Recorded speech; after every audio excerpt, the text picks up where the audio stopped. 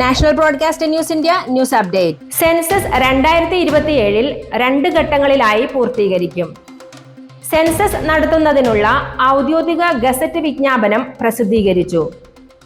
കേന്ദ്ര ആഭ്യന്തരമന്ത്രി അമിത് ഷായുടെ നേതൃത്വത്തിൽ അവലോകന യോഗം ചേർന്ന് ഒരുക്കങ്ങൾ വിലയിരുത്തി.